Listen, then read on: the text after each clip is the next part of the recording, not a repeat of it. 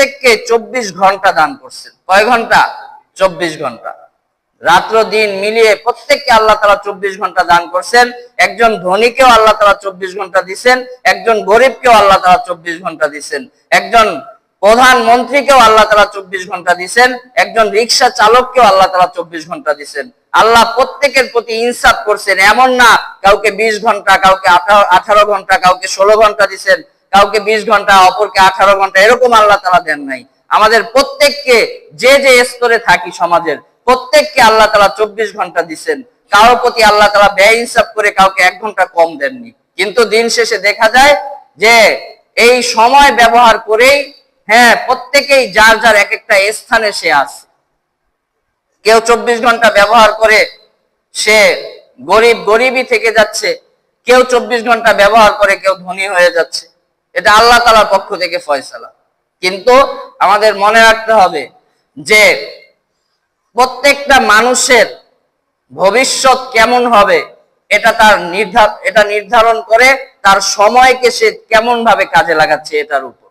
প্রত্যেকটা মানুষ তার এই প্রত্যেকটা সময়কে কিভাবে কাজে লাগাচ্ছে, আমার আপনার প্রত্যেককে আল্লাহ তাআলা যে সময়টা দিচ্ছে এই সময়টাকে আমরা কিরকম কাজে লাগাচ্ছি। কেউ কি গল্প করে দোকানে বসে সময় পার করে দিচ্ছে, আবার কেউ দেখা যায় এই সময়কে কাজে লাগিয়ে টাকা ইনকাম করতেছে। তো আমরা প্রত্যেকেই আমাদের সময়টা কিভাবে ব্যবহার করতেছি এর উপর নির্ভর করে আপনার ভবিষ্যৎ।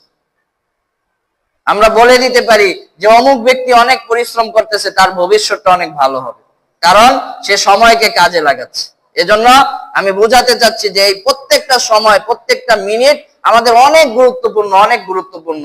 একজন ব্যক্তি রাসূল করিম সাল্লাল্লাহু আলাইহি সাল্লামের কাছে এসে জিজ্ঞেস করলেন, ইয়া রাসূলুল্লাহ আইয়ুন নাসি খায়র, যে আমাদের মধ্যে সবচেয়ে উত্তম মানুষকে, সবচেয়ে উত্তম ব্যক্তি কারা?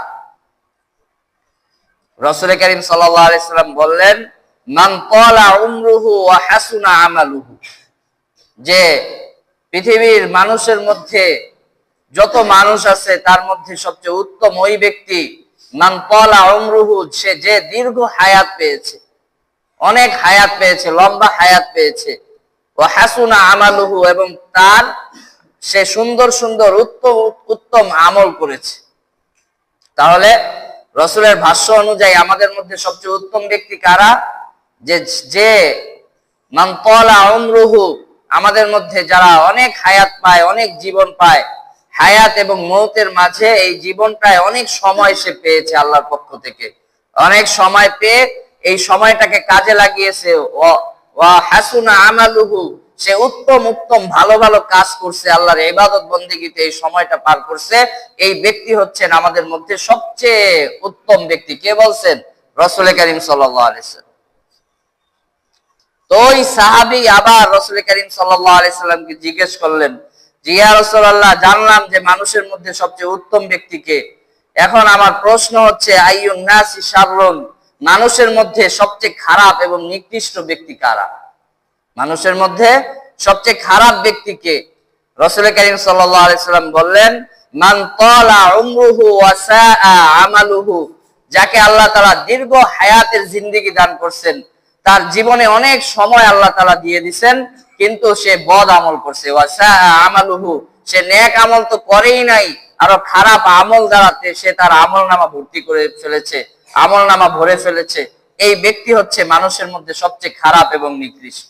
এজন্য পৃথিবীতে আল্লাহ তাআলা আমাদেরকে যত নিয়ামত দান করছেন, যত নিয়ামত রাজি আল্লাহ তাআলা দিয়েছেন আমাদেরকে, এর মধ্যে সবচেয়ে গুরুত্বপূর্ণ এবং সবচেয়ে দামি নিয়ামত হচ্ছে সময়।